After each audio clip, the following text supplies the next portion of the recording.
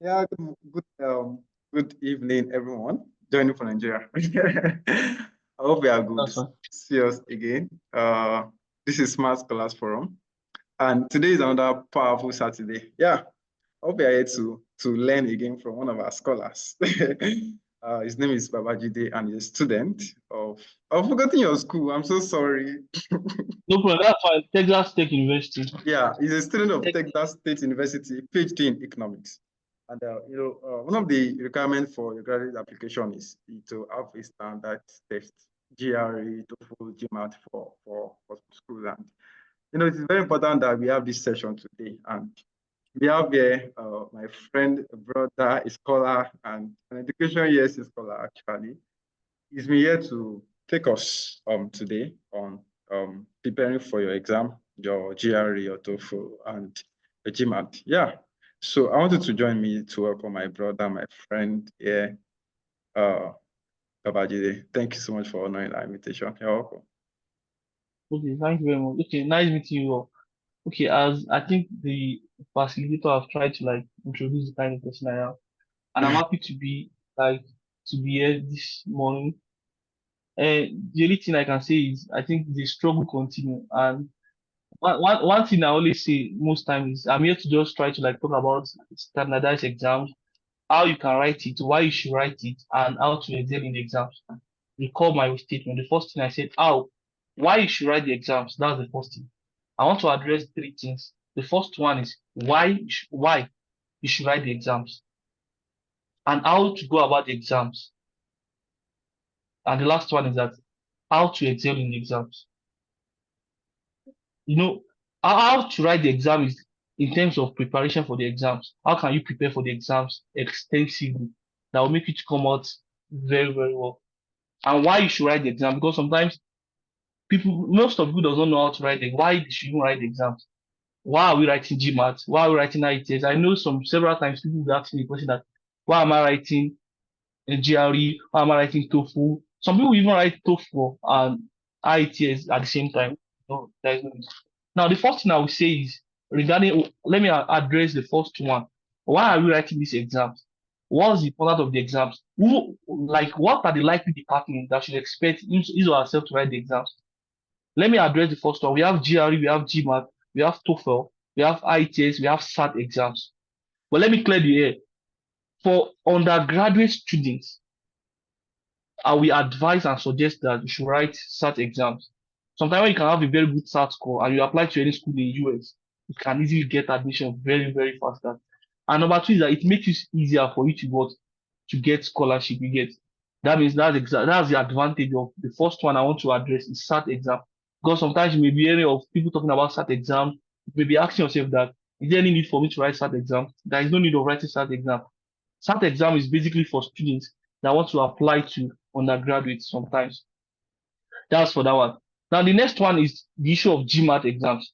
Most times GMAT exam is for business students. For any student, probably you are like probably you want to enter business MBA, and most times you are applying to a course like this admin. But mostly GMAT is for students applying to a course like MBA. And as you all know, MBA is very competitive. That means writing GMAT exams is mostly for people that want to join MBA or business courses. That means I've addressed that part. When it comes to GMAT, you should understand that GMAT is basically for students that has interest in MBA courses and all these business admin courses, anything business courses. Business related courses are for GMAT exams. Now, the next one is GRE exam, which is the main reason for this particular meeting. GRE examination. I think from my experience, GRE exam, from what the scalability of what they say is that is one of the toughest, like top 10 toughest exams in the world. Or to be candid with you, nobody will tell you that GRE is very simple.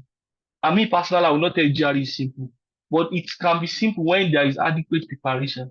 Like when you prepare extensively, then that's when you can get the exams. Now, to cut the story short, when it's a GRE exams, let me be sincere with you. The first thing is that I think I will share my slide. I don't know what happened to my system. I'm trying to like work with it. They don't know what. Now, I'll try and share my slide so that you can understand what it means.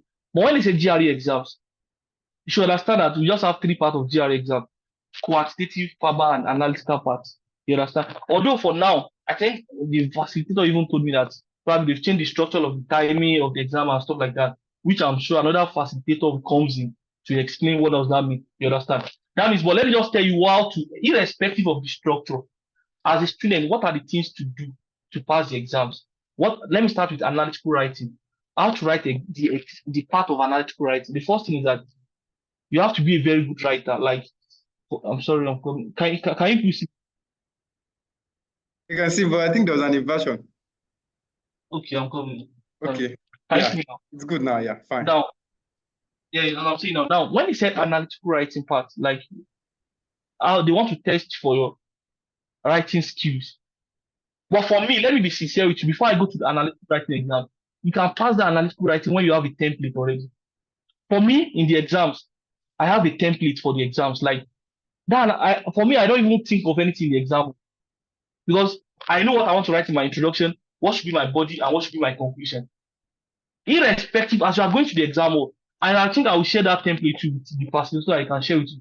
That when you are going to the exams, that analytical part, if you want to pass at least, you want to have like 4.0, 4.5, 5.0, the best thing you can do is that you don't get to the exam and start thinking of thinking, okay, what I would I do? For me, I know what should be my first paragraph, what should be my, for instance, I can say, okay, when they ask me this is what should be my first statement, this is what should be my second statement. That means, and when they are marking the script, they know you are not perfect. They only want to test for how fast you are and how creative you are. And the best thing I can tell you is that before you start analytical writing, already you know what you want, what should be your introduction before your exam, what should be your body. Like me now, I always tell my target in analytical writing is just I apply these rules. I call it poema. I think for some of you that are very good in English language, maybe you're undergraduate, you should understand when I say poema. Poema means content, organization, poema expression and mechanical accuracy. Let me recapitulate once again. Content of that particular message. You're organized, how organized you are. But let me tell you this truth. No matter how bold you are or fluent you are, you cannot get, there will be a lot of errors. You are not grammarly. You understand? That means in terms of expression, you may not be able to pass. Even though me sometimes when you're writing that kind of, except you are the kind of person that you have been constant of writing a lot of things. You understand? Now, that means when it comes to your expression, just have it in mind that okay, you are not perfect in expression. You can just express that probably let's say 10%. But the only part you should not miss. Now, immediately you miss that part, you lose that point. Is the content of that particular essay.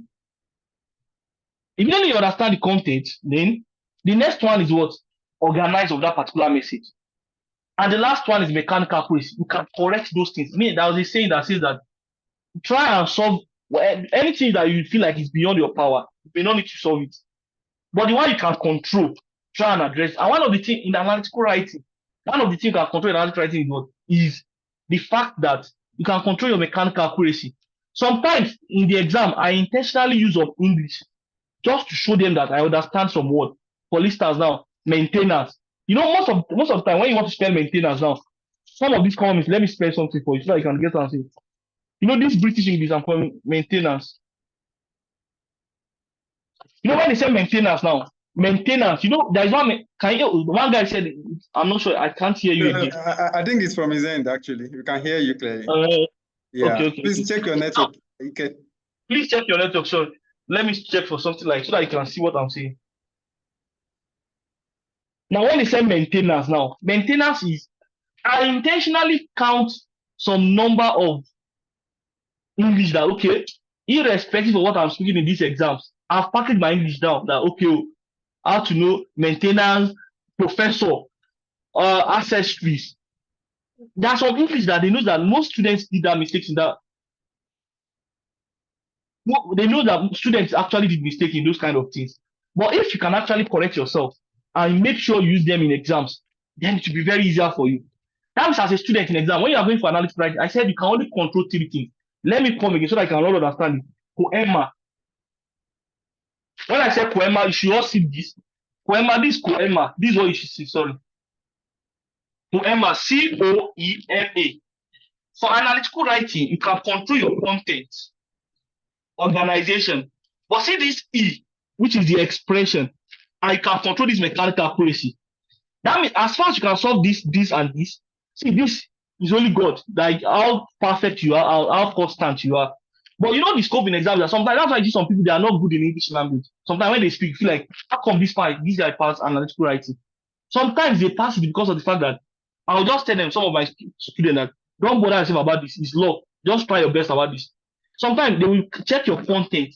Imagine they ask you that write an essay on this, and you are writing. And let me tell you this: the scope about GRE exam is that the analytical writing they have like 130 something analytical questions. For me, I make sure that all I have the basis idea of all everything. Like when I say basis, that means when I get to my exam, when I even see them, I was like, oh, these people are stupid. This is very nice question. Because I have nothing. See, just that for now, I'm not really into all those things, but I know that time very well. I have the basis idea, the background knowledge of. Immediately I see the question, I know that this was. See, analytical writing, I know that okay, this the issue topic, all those kind of stuff. I know what they are going to say. Like I know, I want to score very, very good. That's I was able to score very, very good mark there. That means, please, for those of you that are preparing for the exam, don't bother yourself so much about the expression. You can just try your best. I'm very sure that at least we can all try our best to speak the earliest possible English. You understand? But see, mechanical accuracy, like me, I have like 30 words that I've promised myself that I will find a way to use them in the exam. And those people that are marking, they are smart too. They'll be like, oh, despite the fact that you are in rush, you can still able to spell this thing very correctly. Like that maintenance now, most people spell maintenance as AIN and it's E. Sometimes professor, sometimes some people use double F, double X. Sometimes I make sure to, and sometimes I use what we call lexicon, some grammatical that makes sense, that suits that particular situation. I call them contextual usage. When I say contextual usage, is that immediately, for example, they ask you about medicine and you don't use any about drugs. They ask you to write an issue topic about drugs and you don't even use any probably any medical terminologies. Even though they may pass you, or you may probably escape 3.0, have 3.0 or 2.5, which is not, it's not advising. At least you should have 4.0 or 4.5 or 5.0. You get it? Now the scope is that when you see a particular issue topic you are giving an exam, you know we have issue topic and argument topic. Now whenever you see the issue topic they ask you to ask yourself, this is you talking about medicine? Is it talking about business? Me, for that GRE that time, I break it down, all their contextual ideas. I know most time they always talk about X. I've prepared some language I'll use if they ask me about it. Business, I've prepared some language down. Sometimes they like asking about these aircraft, all these kind of aircraft, aeroplane, all these kind of things. I've break down some terminology. Immediately I see the question, I say, oh, that is when they are marking your script under mechanical accuracy. You using all those terminologies save you a lot of stress. And that's why I don't want to spend a lot of time on this, but just a brief idea that you should understand that. Because I actually understand this part very well. Like, if I keep saying, I'll keep explaining. The whole short story of this thing is that when I have it in mind, I'm going for argumentative person. I have issue topic and don't even do any external practice. Go and practice the main. Go to their website, check some of the issue topics out, and they are smart now. You know what they do? That thing they don't release again like before. It's not on their website. That means for those of you that have it, I think I have it. If I check that, I think I have. It's like 130. That means a day or 2 days. I'll make sure I check it sometime. I'll check it. That means I have the ideas of it. That means as a student, make sure you understand the content. Organize. When they say organize, some of you want. Let me just explain something about organize. We have something we call linkers of paragraph. When they say linkers of paragraph, what does that mean? Is that there is a way you link your paragraph. Imagine now you are saying something like, okay, my name is Babajide, I'm studying PhD economics in US. However, the fact that you want to use however now, you are trying to tell us that you want to contrast the particular first paragraph. But some of you think that however is just a normal English. But now you want to continue what you are saying, the story you are saying. Because I said, like I have like we have like 4 or 5 linkers. We have linkers of addition, subtraction, linkers of similarities, and we have linkers of conclusions. Like linkers of addition is like furthermore, moreover, in addition, all those things I have it already. Imagine that some of you want to mention some point, you will first mention first point, and you are still continuing that point. You now go and use however. They are not interested in reading everything you are writing, but those are the kind of small mistakes that they expect for a graduate student to understand how it works. You understand? That means in short, now let me say now in terms of organizing me, before I get to the exam, I don't even bother myself. I know some linkers I will use. I've promised myself I'll use 2 linkers of addition, I'll use 1 linkers of similarities, and I'll use linkers of contrast. Then I'll conclude. Already I know my conclusion already. That's when I learn all the I have known, see, I have prepared everything. See, argumentative should be a best thing for you, especially for those of you that want to study art and all these people that want to study English writing stuff. They value argumentative essay more than even quantitative. That means sometimes you understand your program you're applying for. Some of them, they are more interested in some program you're applying for. So, as you're applying for this admin and you have GRE or something like that, they place value on your analytical writing more than even on your quantitative. That means you should be aware of what your program places value on. Then so that you can put your strength there. See, all exam in life, you should always have your strength and your weakness. You can feel like, okay, I have like 80% sure in my analytical writing because my program is more of this. And that's all about, I can say about analytical writing. But sometimes I can share some materials that we are, but in short, when they ask you analytical writing, understand, put at the back of your mind, Emma, you can only control 2 things: your content, because the penalty for you not understanding your content is 0. That's why, please understand. When I say content, in the rules they said when you check Magoosh, there is one particular website like that. Never derail from your point, what you are asked for. Imagine they're asking you about medicine and you are talking about engineering. Automatically you have failed. They will not even consider what everything. That means that's Emma. After that, they will not see how organized you are. Expression, they know you cannot be perfect. They will just some little grammatical errors. And if I'm a student, there are some errors I don't expect you to make. For example, all these singular subject must follow singular verb. You cannot be telling me that you said you are playing football.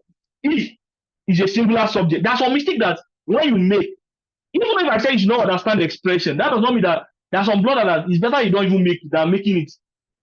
Even if I'm the mark, I will never pass that kind of student. Imagine you are singular subject. We know we have he, she, and it. And you are using it. He is going to school. You know, singular subject is he. Is a verb. Is verb in that sentence. But you know, there's something that when you make some mistake, probably you are making some past tenses mistake.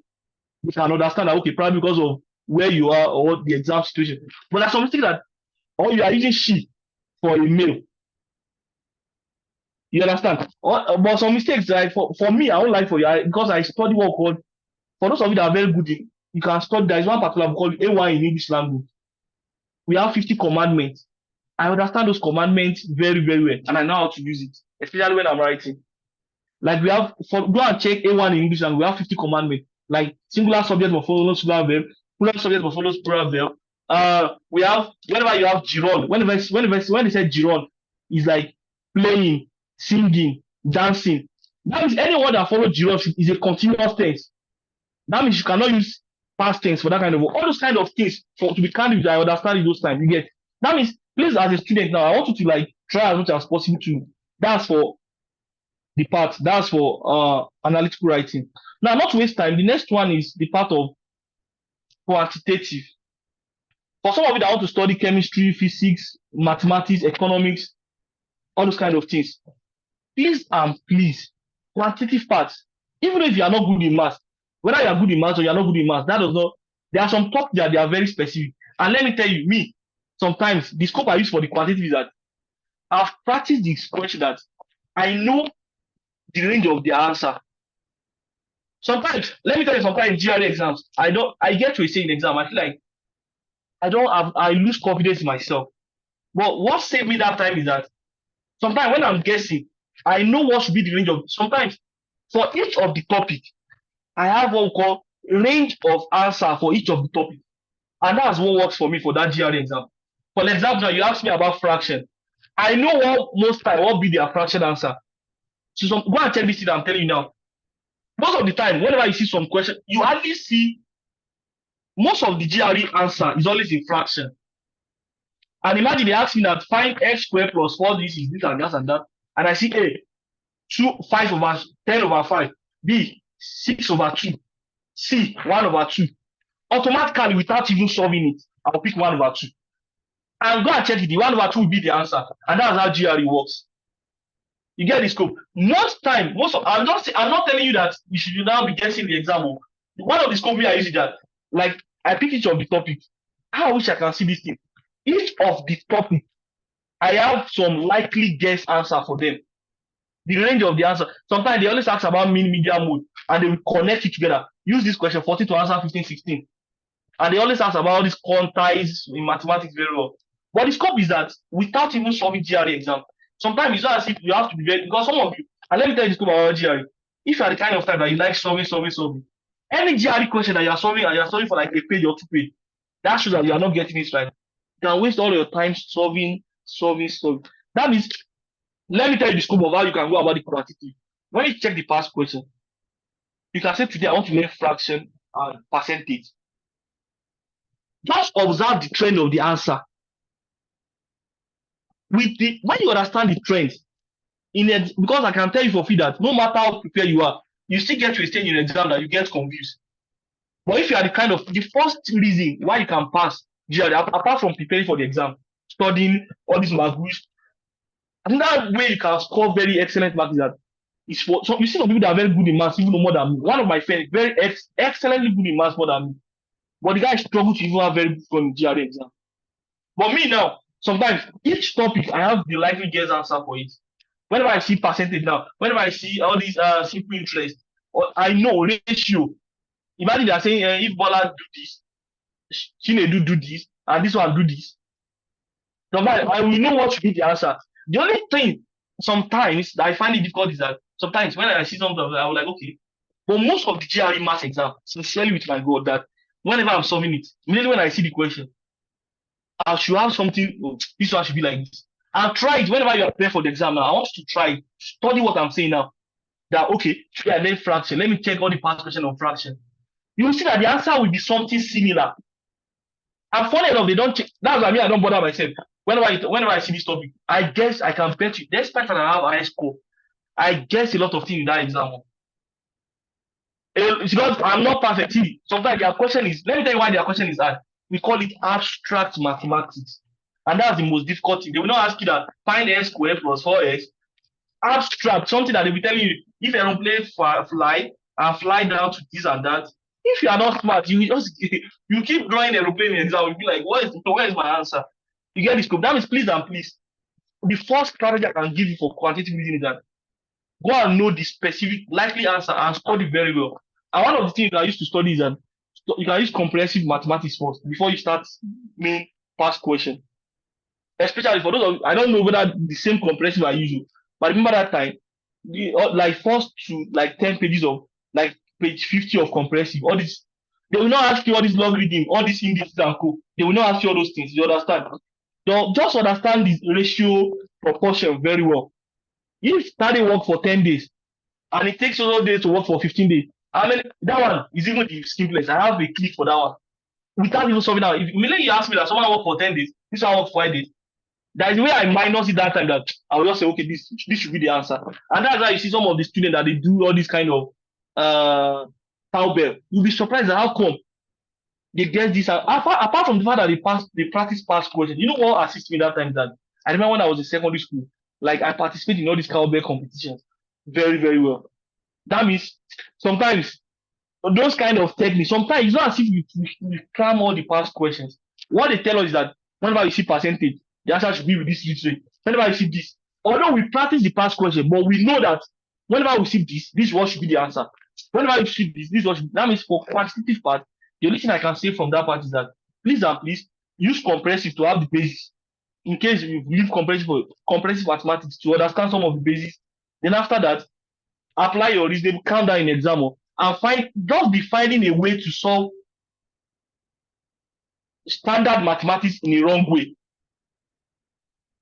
Remember, find a way to solve a standard mathematics. Sometimes it's not much to say nobody cares whether you stress yourself and solve. What they are interested in is A, B, C, D. Immediately you pick B. That means that we believe that's what you solve and that's what you pick. That means it's objective. That's why sometimes, so I can tell you for free that for me, with my experience, I don't use objective to believe through test of knowledge. Someone like me, my friend is very, very good in mathematics more than me. Like when this guy can solve, or me, I feel I'm good in maths, but I can tell you for free that this one is better than me, more better than me. But when we write the exam, I pass the exam, the quantitative part, far, far better than this guy. You know, this guy even struggled to enter 140. I mean, me that I don't even know it, though, I was even able to enter 160 something. Imagine now. That means, and I can tell you for you that I guess a lot of things that exam. When I said I guess, don't say, if I'm using the word guess, I prepared extensively. But my preparation is just very smart. Apart from normal rigorous preparation, I still find a way to like, okay, when I see this, I applied what we call strategic way of approaching question. That means after you've studied very well for the exam, learn for like, if it's like 3 weeks to the exam or 4 weeks, learn a strategic way you can actually apply the question. Approach any of the questions. So when okay, you can say, okay, whenever I see fraction question, this is how I should approach it. Whenever I see algebraic question, this is how I should approach it. Whenever I see proportion, this is why I should approach it. Then that works for you. And that's all about what? Quantitative parts. You understand? And we have a lot of resources I can recommend, all those kind of things. They will share with you. But I'm just telling you the best way you can do all those things. Why the last one, not to waste our time, is the last one, which is Faber. That one is that one. Sometimes they say you have to cram word by day, all those kind of things. But the only thing I can say in that one is that, me, to be candid with you, because I me, I there's something I understand in English language. This is how they always do their English language. Let me tell you the scope I used that time. In the English language, before we answer question number one, if you see question number one like this, number two, number three, and they said this, they will give you a passage. They will not tell you that use this passage to answer question 1 to 5. Let me tell you the scope. Don't start from question 1. Start from that 5 downward first. You know me. Sometimes these people are very smart. You know what I do for them? Sometimes when they ask me, when you give me a passage, sometimes when you can understand number 5 and you know the right answer for number 5, there is a high chance that you get number 4, number 3, number 2. But immediately you correct your wrong assumption from number 1. That will affect the whole answer from number 1, number 2, number 3, number 4, number 5. The scope is this. They will give a passage. The passage is sometimes, you will see it very long. Very, very long passage. You'll be like, wow.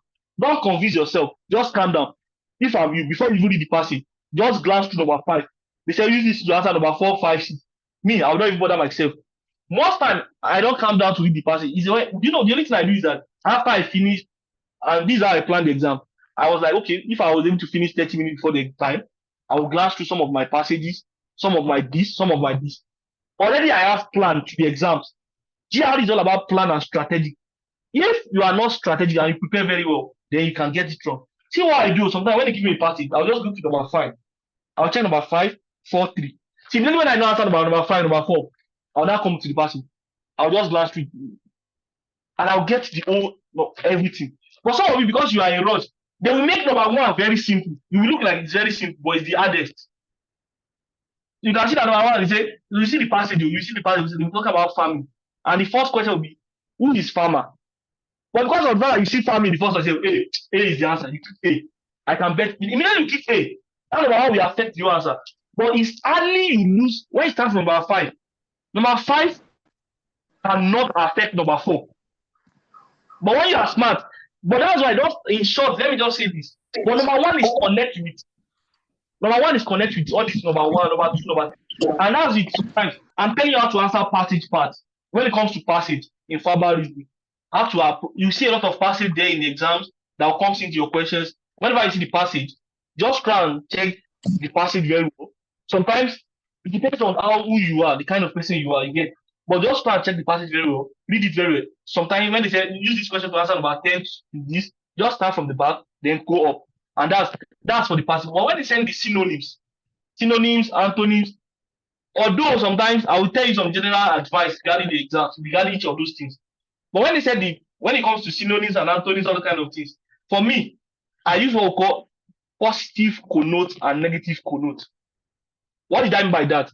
When they say something connotes positive, immediately I read the statement, the sentence, and it connotes positive.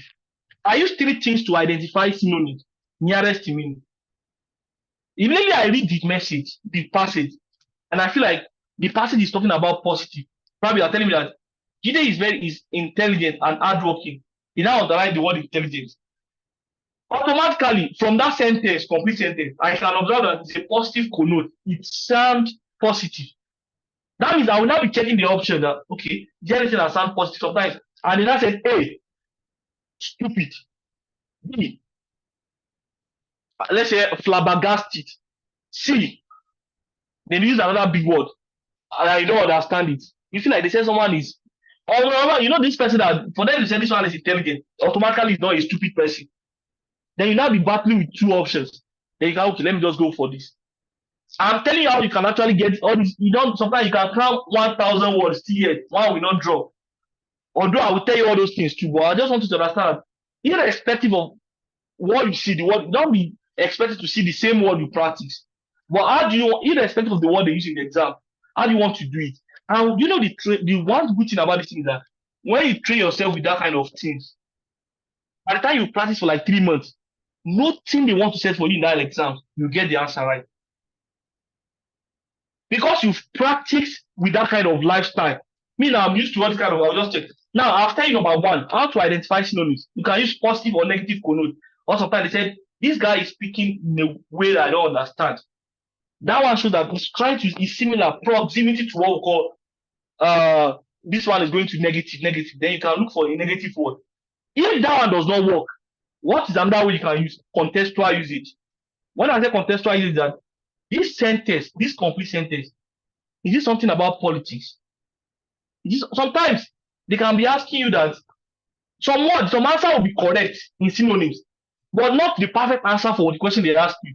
For example, you're talking about science and you're talking about brain, cerebrum. We know in science, cerebrum means brain. You're dealing with your medulla oblongata. That you're talking about, and they will not put option there, brain, cerebrum.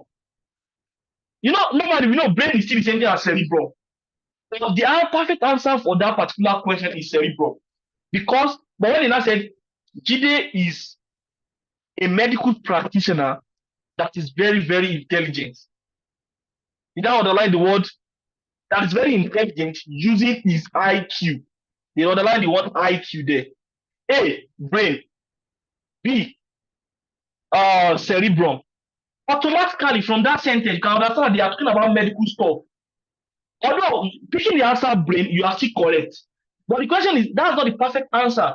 And that's why sometimes me, you don't need to even give me, I don't need to understand the meaning of the English. Immediately I read the sentence, then I will know the answer. And I can bet you to fulfill that. Even if I'm not correct, that should be the proximity of the answer.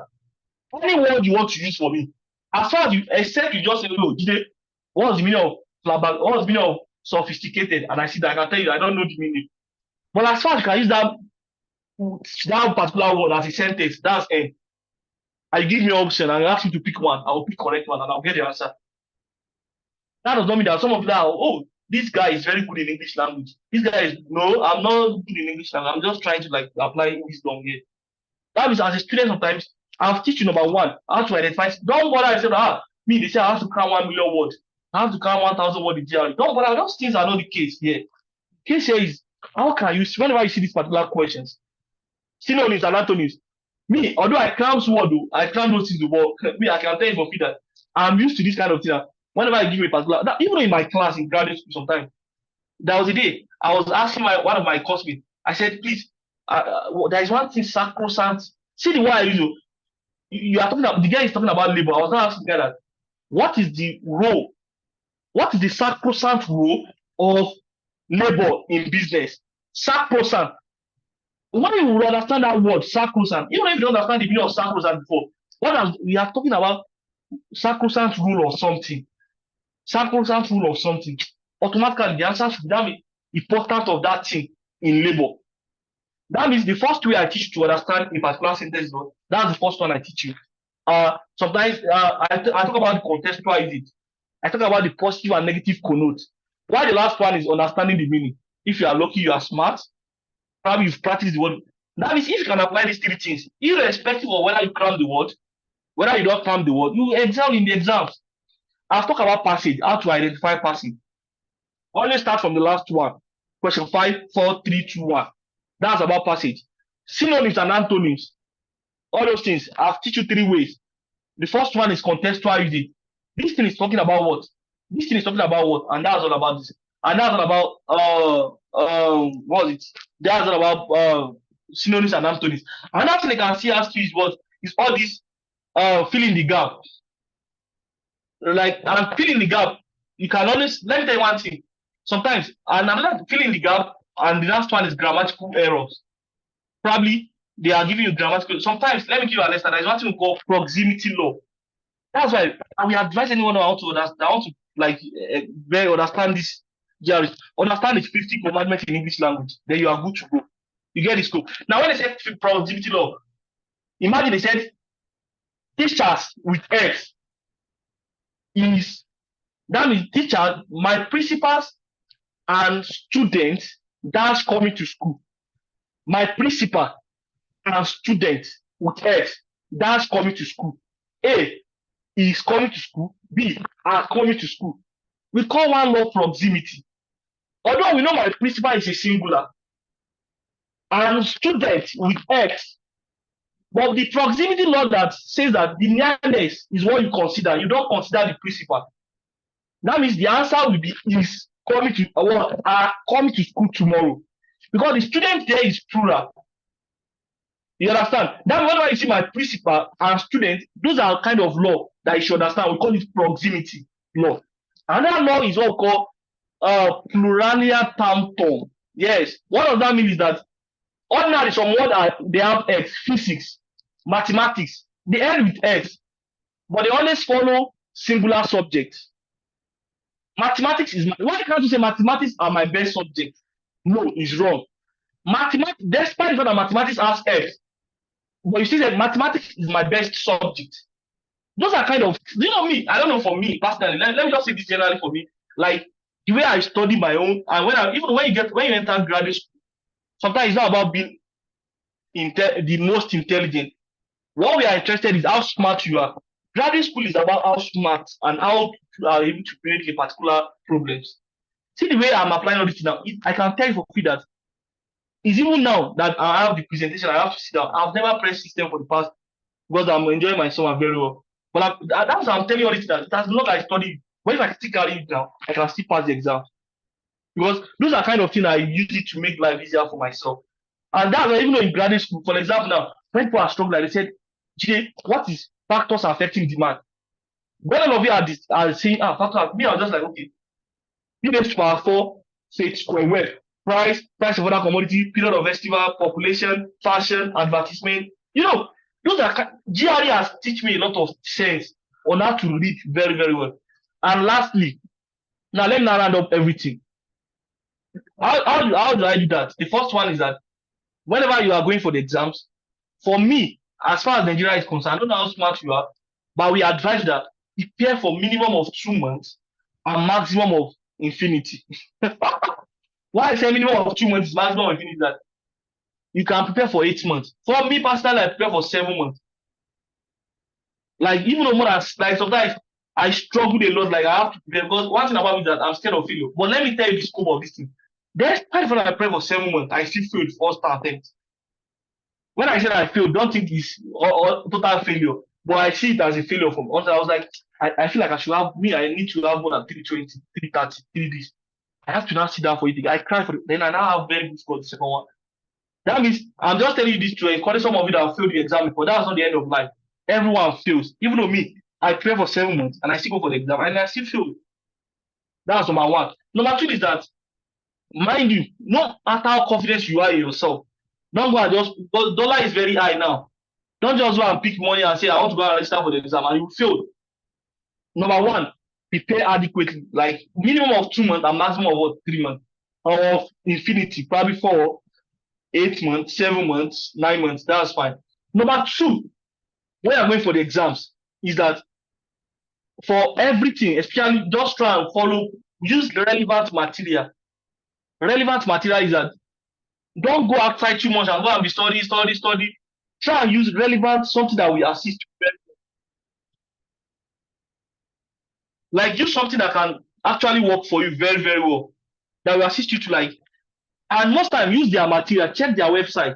And I can recommend some YouTube videos like Magoosh videos, all those kind of things. You can check it. But place their material above any material here. And that's one good thing about when you come to US, even after getting admission to US, it's not like Nigeria that sometimes, Nigeria, sometimes our professor wants us to study extra mile.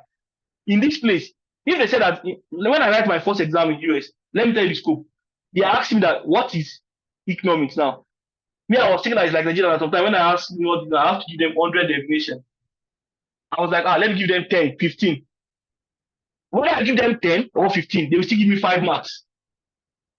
But in Nigeria at that time, when I write 10 or 15, my lecturer will be impressed and I have a chance of having A. At the end, I don't have A because, in short, when you are playing for GRE exam, don't go too extra mile and use a lot of materials. Follow GRE materials very, very well before you source for another materials. It's not like Nigeria that you have to do bad. You don't go extra mile. The reason why I say you should go for comprehensive A1 is that I'm also in Nigeria and I understand some of the difficulty we face, especially when it comes to all these kind of things. That means I was like, okay, when you understand A1, 50 commandments, you'll be able to read GRE material and understand it. But some of you, when you start with GRE materials, we don't understand anything. You understand? That means please, I'm begging you for that please and please do yourself all those GRE materials, all those A1 in English language. We have A1, we have catch up. In catch up, that will explain stress pattern for you. For example, they said, me now, when they say education, we call it penultimate stress. Any word that ends with TION, definitely the stress should be K, CA. That's like when you are giving education, I'll just tell you the stress is K. You know, like go and check it. Anyone that ends with IC, as we have penultimate and anti-penultimate. I know it's not as if I'm good in English language, but I can stress any stress pattern in this world. Without even transcribe, I'll tell you the answer. You get this scoop, and that's all about that. And the last one is that the general advice. Okay, as I'm saying, because I want to round up now, so that you can ask questions or stuff like that. Now, the general advice number one, I said you should prepare very well, adequately, very, very well, like minimum of 2 months, a maximum of 5 months, 6 months, 7 months, 8 months. Then the next one is what? Follow the relevant materials very, very well. And number last is that write series of exams. And when you're writing series of exams, test yourself. Take time very well. Oh, I want to use 15 minutes. Put yourself in different exam situations. For me now, before my main exam, I've written I've written like 5 or 10 exams. I can say, okay, and that's why I apply in graduate school too. Before my school exam, I'll say, okay, I'll write, if my exam is on 4, I'll say I'll write one exam on 28th of last month. I'll write one on 25. I will now assume I'm in example, sit down here, then solve a lot of questions. Exactly. And that's why another strategy is what? Write series of exams. When I say series of exams, GRE exam, don't go to the exam. Some of you, it's even in that exam, you will start seeing GRE questions. And you say you want to pass the exam. Your failure will stand and will look very, very, very like this. Now, in short, to cut the story short, those are the kind of 3 advices. And lastly, that we always say, that I always tell people that whether you prepare or you don't prepare all those things, that place you have to be prayerful very, very well and pray to God that this should be your time. Because for me, I feel like irrespective of who you are, that's the only thing that can stop you. And that God will not stop you. The only thing that can happen is that probably something God has better things for you ahead. For next time, when I write my first exam, I scored very good score, but I feel like God, I was crying, not knowing that God has more better thing for me. Then I tried the second one and I scored very, very high mark. That's why you should be prayerful and love. Thank you very much. If you have any question, you can ask. Thank you very much. Wow. Thank you so much, Babajide, for the amazing session. You actually fired me up. Thank you so much. You are very grateful.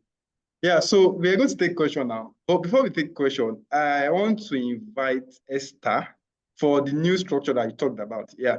So I think Esther should be able to put more light on the new, since you wrote your own where they're still in the former. Yeah, so Esther, please, can we have you before we ask question? You're welcome. Is Esther still on the call? Okay, so yeah, I'm here. All right, Good evening, everyone, and well done, Rajide. Like you explained it perfectly. Like you said everything that you need to know about GRE. GRE doesn't just test your knowledge; it tests your It's like writing GRE is like playing chess. It tests ability to know strategies and to be able to recognize patterns and apply them. Right? Tests your quick thinking. So the like we said before, the new GRE has been revised from the usual 3 hour 45 minutes to I think just under 2 hours. I don't know, those of us that have been practicing now will be practicing with the new GRE format. I think they've even created like practice tests and all the practice tests, like the 2 free practice tests you get from ETS and everything is now in the new shorter format, right? And a lot of people have said adapting to that shorter format. I wrote the shorter format when it just came out, right? And unlike the older format, the shorter format kind of means you have to be a bit more accurate, right? You have to be a bit more accurate. With the other formats, in your quants, right, out of your 20 questions or out of the 40 cumulative that you would get, if you got like, let's say 35 or 36 right, you would still get your full marks for the quants. But now, because the numbers of questions you have to do are reduced, then means that each question is a lot more weightier, right? So like I said, the new GRE has been shortened as of September 2023, and there are changes in the test length. It's just 1 hour 58 minutes long as opposed to the 3 hour 45 minutes, right? Meaning that they reduced it by like half, right? So they removed, normally in the analytical section, we used to have the argument task and the analytic writing task. They removed the argument essay. So now all you have to do is the analytical writing task, where they would give you a general topic and they would like ask you to write based on the prompts that you are given. Yeah, the issue, right? issue essay. Issue essay, yes. Issue.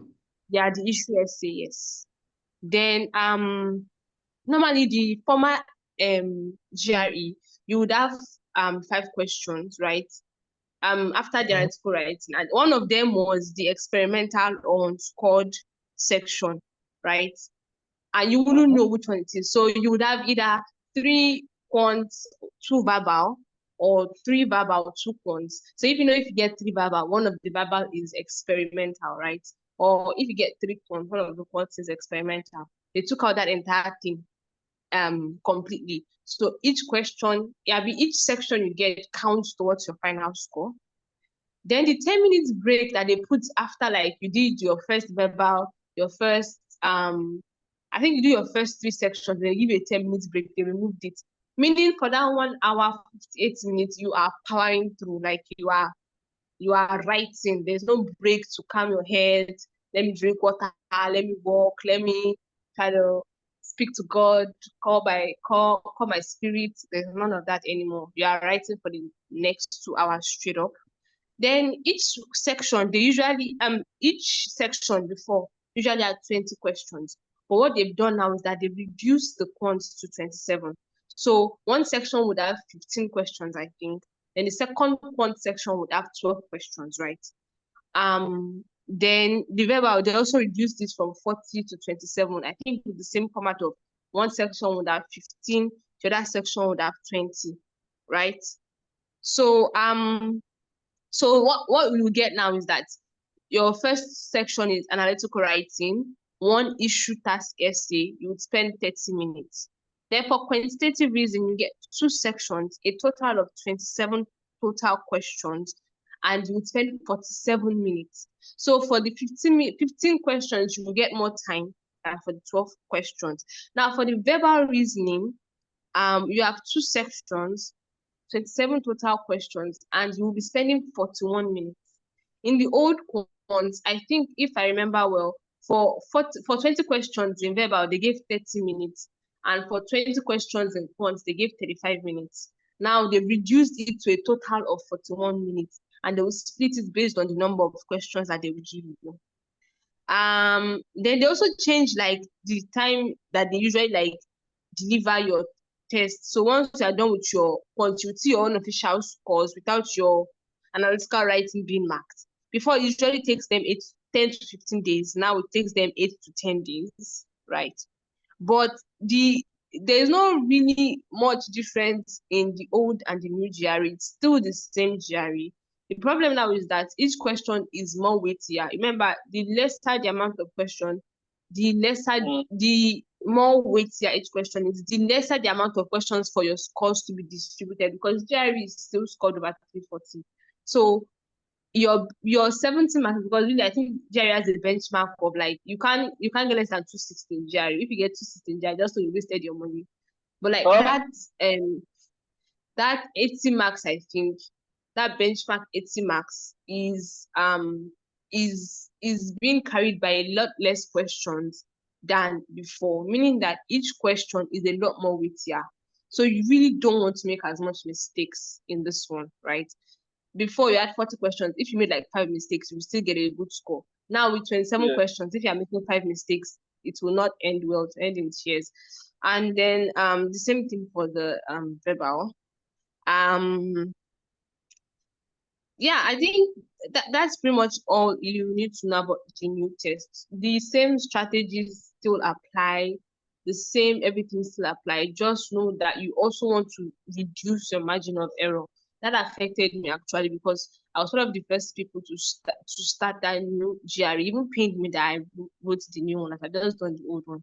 But because I was trained on the old GRE, I was trained to accommodate a lot more error than with the new GRE. And normally in the old GRE, I could have made like 5-6 errors in my points and still add like 320, 330. I was getting 330 in the old GRE test. But when I wrote the new GRE, I got 316.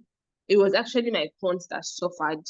My verbal was a bit good. It was my points that suffered it, because I made a bit more mistakes in quants that I did in them. And I thought I did really well. I thought I even did better than like in the practice test, but because of how weighted the questions were, I got 316 eventually. So I guess that's all I would say about the new GRE. Thank you. Wow. Thank you so much, Esther, for that. Yeah, she still tried though. Imagine. You won't try to, that's fine. Yeah, she tried though. She said it's not easy to get 316 GRE chef. Well, see this my guy here. He got 330 something. Remains small. If I write it, I can skip. I might fail it now. Remains small to get to 340. So I mean, these are stuff. Thank you so much for your time, guys. Okay, cool. Can we ask question now? I think I see a question on the chat. I just read it out. It's a good evening and thank you for the class. Okay, please, I want to know the different sections, okay, in GRE exam, because I joined the section late. Okay, I think what this person needs is the sections, maybe the topics. If Esther can remember, if you can remember. Esther can explain it. Esther can, change the structure. Yeah. So Esther, maybe the section in GRE, the verbal and the cont. I think for verbal, I just have the reading comprehension, they call the RC. Then you have the text completion, they call it TC, and they have another section that is SE, sentence equivalent. Yeah, equivalent. That's for the verbal. So they didn't change anything in terms of structure. All they did was, I remember in the verbal, before you would see around 4 to 6 short comprehension, then like 1 to 3 long comprehension. Like you would see like at least 2 long comprehension per section. Yeah. They reduced the amount of long comprehension to like just 1 or 2 last, I think in total. Then the short comprehensions, they reduced them as well. Then the T and SE, it was just like we don't really count as much. But what really took a hit, I think you tell them the full meaning of T and SE. Some of them may not be familiar with T and SE. Yeah, so text equivalence and am I saying writing? Text completion and sentence equivalence is T, C, and SE, right? So text reading comprehension are the long passages and short passages that you have to read and answer questions based on them, right? And when you're answering those questions, you have to think like a strategist. They're not going to ask you, okay, so for example, you read a text that said the boy is going to market to buy granules. They won't ask you what is the boy going to market to buy granules. They won't ask what is the boy going to market to buy.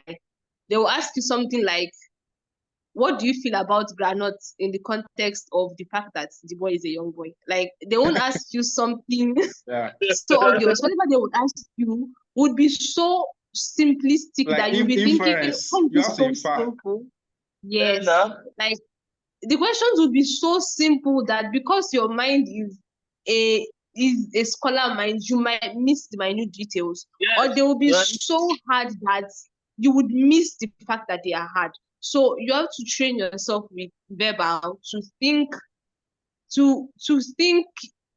If it's too easy, if the question seems too easy, it probably is they are trying to test the ability of you to relate on a low level. If the question is seeming too hard, it means that they are trying to test the ability of you to be able to not overthink, right? So you have to train your mind with this. They are not asking you fill in the gap. They are not asking you secondary level school things. They're actually testing your ability to think. GRE tests your ability to think. Even in the text completion, you would have 3 questions, right? 3 checks, 3 blank spaces to fill, right? And the first 2 places to fill would be so easy to fill, but that last one would be so technical that, and if you miss that last one, you've missed You've missed the remaining everything 2, actually. right? Yeah. Exactly. So and then there's the sentence equivalence, where if you don't know your 1 million GRE words or 2,000, I learned 2,000 GRE words. If you don't know GRE words, forget it. Forget it.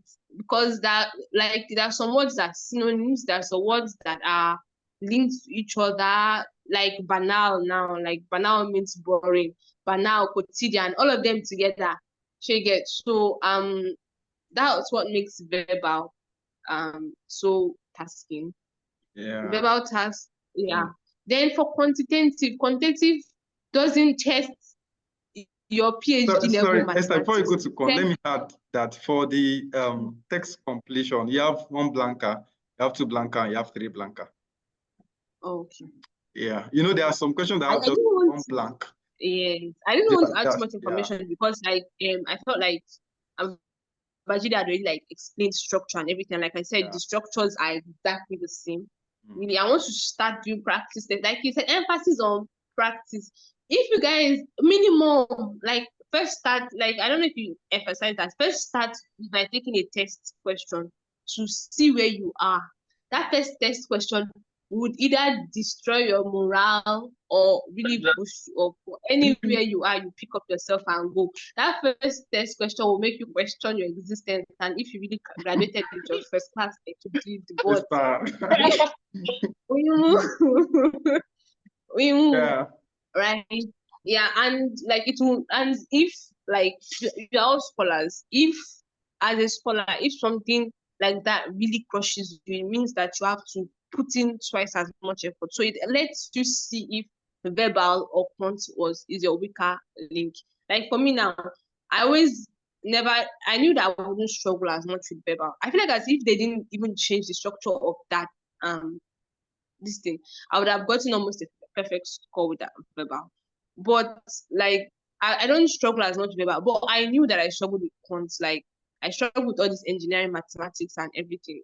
The chemistry in me is not really not that nonsense. But I so when I took that first diagnostic, they call it a diagnostic exam, it made me realize that Esther, your English was nonsense. So I think my maths was nonsense, and I think I got like 153 or so. By the time I was about to write GRE, I was able to boost it to me getting like 160s and stuff, and I was cool with that. I was fine. I ended up getting 158 in the new GRE. But like by the time I was doing the old GRE practice test, because that's what we had to work with, I was getting like 162, 161, so I was fine with that. So know where your weaknesses are so you can focus your attention on your weaknesses, right? There's some people that I know that they are wizards with mathematics, but English is their senior brother, so they focus their energy on English, right? Then what else? Yeah, I pretty much said everything. And now is keep taking practice tests. I set a timetable for myself. So after the end of my first month, he said minimum of 2 months. See, that minimum of 2 months is you putting in the work every day, 3-4 hours a day, right? I practiced for 4 months, putting in work 6 days a week, 3 hours a day. Like I would come back from my NYC place of posting, be so tired, but still sit down. Me and Mr. Victor would do all this like online classes, online GRE courses and everything. Like we had group channel and everything. We'll be there to like 11, 12. So if I'm going to spend 2 hours, 2 months, is that you're not doing anything. You're just doing GRE. If not, your money will waste. GRE will humble you. But me, if I were to advise, I would say a minimum of 3 months and then a maximum of like 6, 7 months, because you also don't want to over practice. If you over practice, I don't know. I feel like you would, yeah, you would get to a stage where I feel like I still have been more than 6 months because you are scared of that exam. You are not brave enough to do it. But within 3 to 6 months, I feel like you'll be fine. And then for the first, let's say we are doing 3 months now. For the first 2 months, you want to be taking practice tests like twice a month at the beginning and the end of the month. Then after which you then, let's say at your last month, you'll be taking practice tests every week. And at the end of that, you would have taken at least 8 practice tests. Those practice tests not only tests what you know, it tests your speed, because it's easy to be able to, it's a different thing to be able to solve GRE questions and to be able to solve it within time constraints. Taking practice tests will teach you that if a question is hard, leave it, flag it, right? Flag it, go on with the easy ones, come back to the hard ones, because each question carries the same amount of points. If you spend 5 minutes doing one question, I'll carry 1 point. That 5 minutes you could have used it to solve 5 questions, I'll carry 5 points. Doesn't make sense. So it's better you flag questions that are hard, do the ones you can, then come back and solve it. If not, you would waste your time when there are questions you could have solved and get the 1 marks. It's not like normal exams where they will say the harder the questions, the higher the marks. It's not the same thing. Every question is equally weighted, right? Wow. Then then secondly, it also teach you how to work with that interface. You don't want to be knowing how to work with that GRE interface on that day, right? It's a very specific, like the calculator that they give you, you want to know how to work with that calculator, because that calculator is another case study.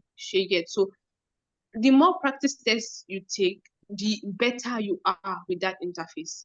And the better you are with that interface, the faster you will be in that exam. Because really, by the time you enter that place, that 2 hours will be like 30 minutes. You will even know, you'll be like, please, are you sure you could not remove from my time in this exam and stuff like that? Yeah. And it also teach you how to sit and write for the exams. Those of us that had to practice with 4-hour exam, it taught us how to sit for 4 hours and take an exam as tasking as GRE, right? So do not play with those practice tests. If you ask me, take a minimum of 6, like, and a maximum of as many as God can give you the strength to carry, right? So practice. Wow. And I think you have some so I don't know questions if extra. that's fine. Yeah, thank you Okay. so much. So let's quickly attend the question because of the time. So on that, do you have you can ask the question. I think you are raising your hand. You can unmute your mic and ask your question. Good everyone. Thank you very much, Mr. Esther and Mr. Jide. Thank you. So, Mr. Jide, I want to ask you that you said you practiced for 7 months and then you didn't, get the score that you wanted. So what did you think you did differently the second time? And if I have 3 months to take the exam now, what advice do you have for me? If I'm an average student, for instance. So if you would, maybe advise me on the, let's say, just draw some kind of a plan for me, like something I can follow within 3 months for me to have, a very high score like you. Thank you. Okay. The first one you asked is, let me tell you, the kind of person I am is that no matter how prepared I am, I feel like, I always feel like I don't know. And that makes me to always want to know. And that anxiety killed me in the first exams. That first exam is not hard for me. But the anxiety of, this exam is hard, this exam is hard. I get confused in the exam hall. I was so disorganized in the exam hall. That means, I'm a kind of person, and that's why even when I'm applying for scholarship, I apply for 37 schools. I can show you now, I apply for 37 schools and I get into 7 schools. Me, I'm a kind of person that I don't want to fail. That makes me to like, let me do this, let me do this, let me do this, let me do this. To the extent that when I'm writing my SOP, I contact a lot of people, get information just for me. That means the first thing that killed my first exam is my anxiety to like, let me pass. That means if you are going for the exam, relax yourself. After you prepare, you pray to God, just feel relaxed and go for the exam. Now, you, like I said, want to prepare for 3 months. I won't lie for you to be candid with you. The exam is, as Esther said, time. If you are preparing for 3 months, that means you want to spend the whole time preparing for that 3 months. That's the only thing I will tell you. Probably, I call it triangular movement from your house to your study back to your church back to your mosque, and go back home and go and sleep. For that 3 months, you want to be doing triangular movement just to be eating. You don't want to do any distraction. Then that's when you can study for 3 months. But in case, most of us, when we're in that time, during our time in Nigeria sometimes, we are still struggling for money. Your NYC, me like this now, the NYC, they'll be asking us to come here every Thursday. I mean, I'm even tired of that thing. Every time, to the extent that I want to even miss that thing, that they said they will go and sanction with the admins of maintenance. I lose one stipend because of that stupid. Me, anyway, that's fine. It's part of it. But that means I will tell you that if you want to play for 3 months, just do triangular movement. Triangular movement is that from rotating your lifestyle with all this, you just preparing, writing exam, preparing, writing exam. Then you can go. But if not, let me be candid with you. With our educational system and the way things work, and you are not genius. Even if you are genius and I'm not sure you can, that exam will be one of the worst exams. I will not advise you to write it down. You understand? That's the only thing. I hope I can have answered your question. Thank you so much. Thank you so much. Thank you very much. All right. So I have another question on the chat. The person says, what was an I score in GRE? What does an I score mean in GRE? For me, yeah, I think it varies. Good, right? I don't know. Esther, I don't know. Me, but I don't. Me, I don't want to say something. GRE is about 340. GRE is about 340, right? So I will say a good score start from 300. Very candid. Exactly. Exactly. I would say a good score starts from 310. Actually, like a good score because a lot of people are actually like able to get 3. You know, the reason why I writing GRE is to make an application competitive. Yeah. Now, I feel like me personally, I feel like 3, like the benchmark score is 260, right? Meaning you have to score over. Meaning you have 80 to score, right? Now, if you have that 80 is 40. So if you're getting 50 and above, that's 310, right? 260 plus 50 is 310. That means that you are above average, in my own opinion. But another thing is that it's subjective. If you are going for a course like engineering, they are first more on maths. You know that the score is accumulated. They are first more on your maths. You want if your verbal is like 157, they don't send. But if your quant is like 165, 166, 167, you are a competitive applicant. Some schools will even just tell you like have 165 plus in quant. They don't care about your verbal. That verbal is just follow com. You get. Then there are some programs like MBA or all those courses that they actually really like want your English, right? That all those like more literary based courses that really want your English. They will tell you have like a score of 160 plus in English. And then there are some programs that will tell you we want a minimum of 300.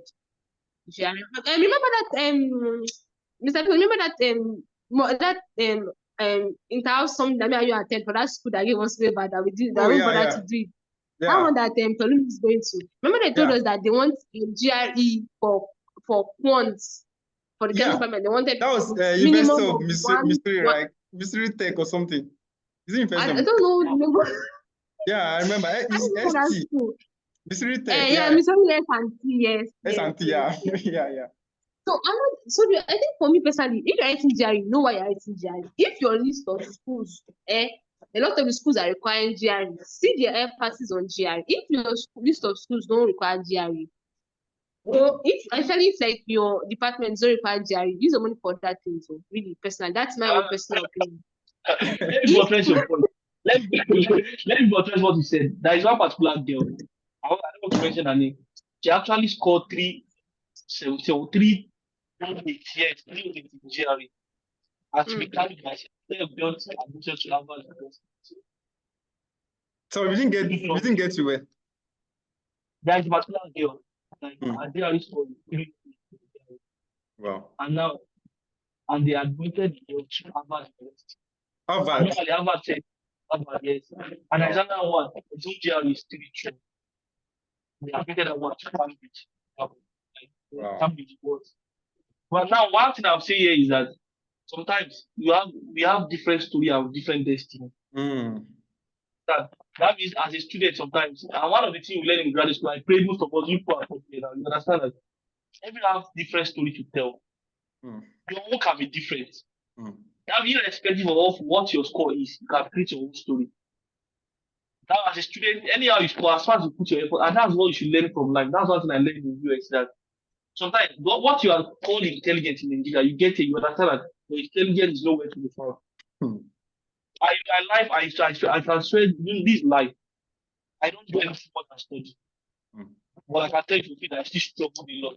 And if I said I study, go and know people that know me very well when I was in school, they will tell you the kind of lifestyle I live. But I can, if not because I put in maximum of 16 or 17 hours to study.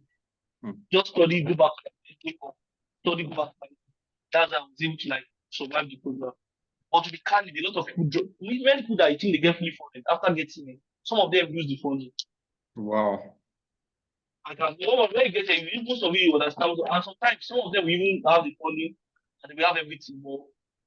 A lot of factors apply. There's something called inferiority complex. Mm. They will just have the PhD, but they will know where to go. Because that knowledge, that stuff is not there.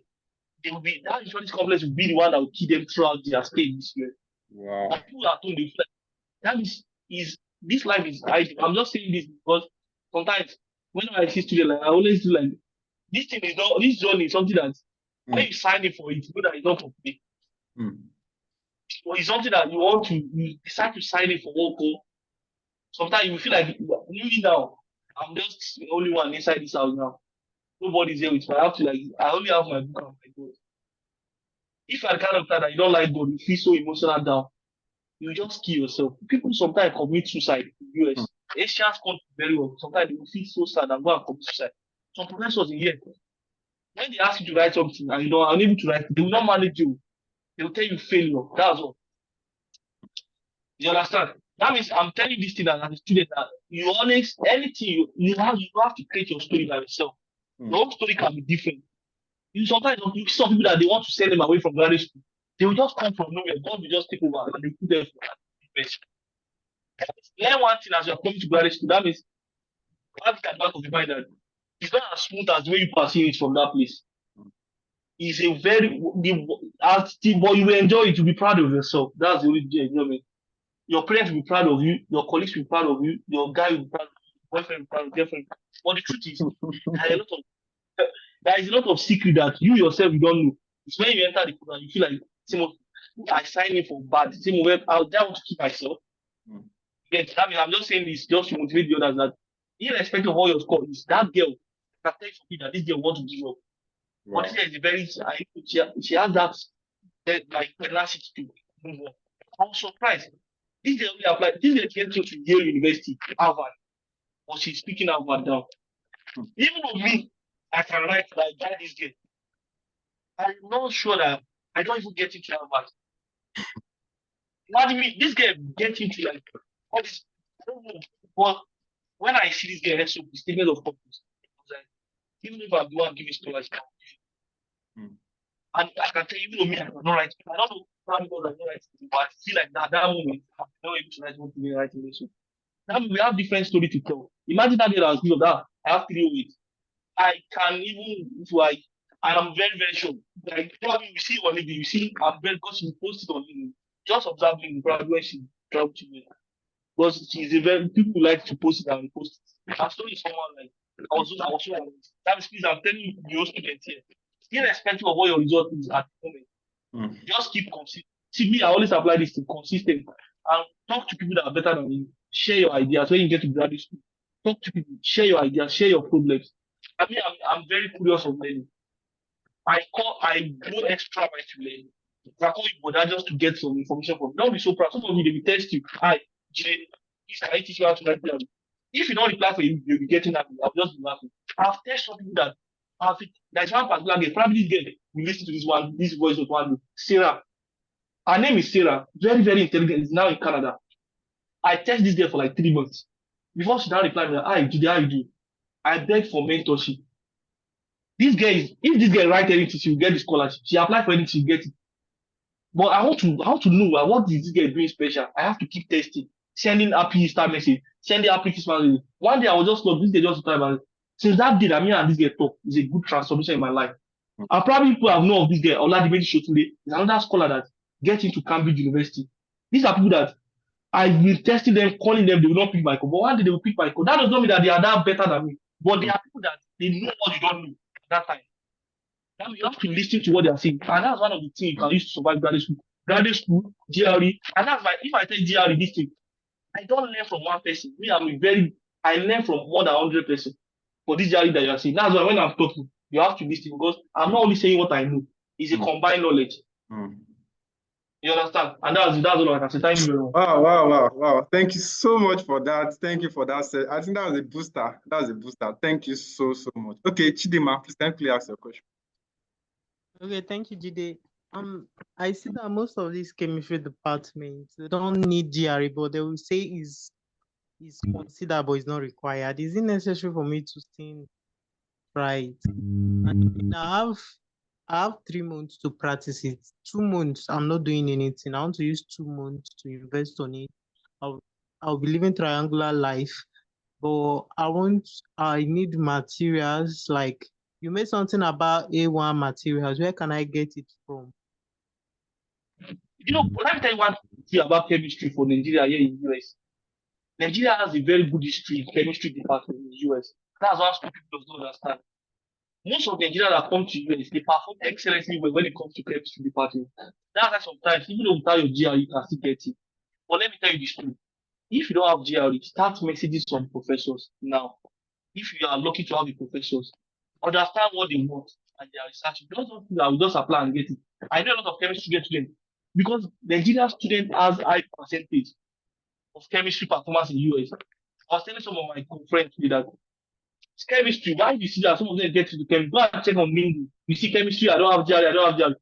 Our record here for chemistry is very, very high. That's why you see they accept one even without GRE exam. But the question is, before they can accept you, I will suggest that you have to learn how to write code email and learn what we call unique research interest. For instance, now there are several areas of chemistry. We have organic, we have physical and general chemistry, we have physical and general chemistry, organic, we have biochemistry, we have industrial chemistry. Understand what you want to apply once. Then you craft your email. Look for better research interest, not generic one. Then you could email the professor. That's one I can. Then regarding the materials, the one thing I'll tell you is that try and check the website. Most of the information are on the website and use YouTube a lot. Especially there's one YouTube that is like Bush, FGOOSH. Just but the best thing is that don't go outside too much. Stick with their materials, their practice they should be. Well, you know, you said you have too much to prepare. I don't know the level of intelligence. But we advise you that not how far you go and when it is. Don't say you have too much, you are no God. Like, you know, when you are young, when they ask you, what do you want to become in life? At the age of 10, I'll become a medical doctor, I'll finish my secondary school, I'll marry at the age of 23, I'll become a medical doctor. All those things we are saying that time, how many of which have we achieved now?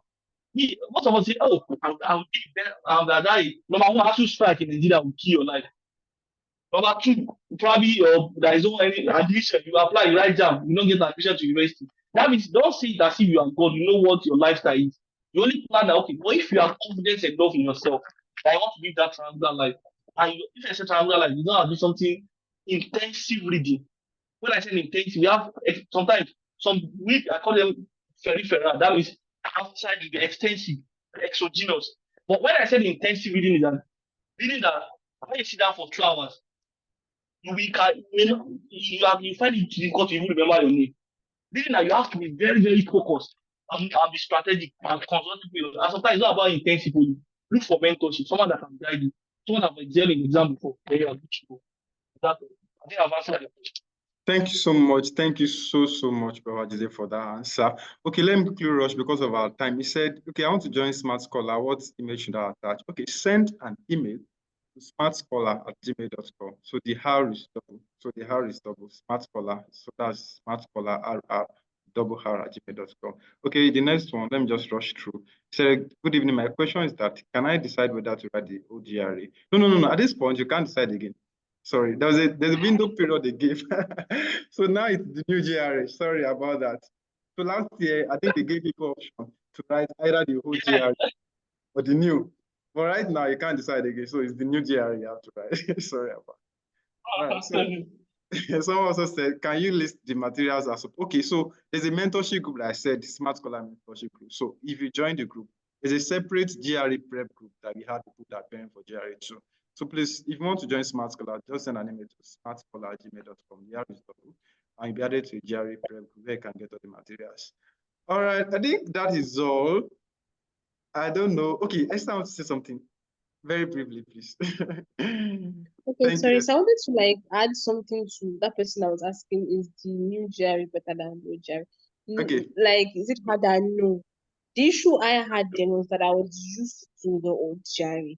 But now everything, now I'm saying this thing was almost like a year ago. Now everything has changed such that the old GRE is even a thing of the past, right? The prep materials and everything now, if you get the more recent ones, are all in the new format. So you would be prepared for the conditions of the new format. I was prepared for the conditions of the old format, right? You prepare for the conditions of the new format. So don't go with that mentality. And lastly, I want to agree with everything that Babajide said. This whole application process is how would you call it? It's synergistic. It's all together. GR is a small, minute part. I swear, it's a small part. Very small. Like, very small part. GR is actually the easiest Esther, part I think of I the should say process. something. Sorry, please. Sorry for cutting you, Esther. See, guys, Yeah. I know you're preparing for GRE, right? But don't prepare for GRE and forget other aspects of the application. It will shock you that you pass, but what if you did not you will not get admitted? Yeah, still send your code emails. Still look for schools. Write still papers. Write your SOPs. Still write your papers.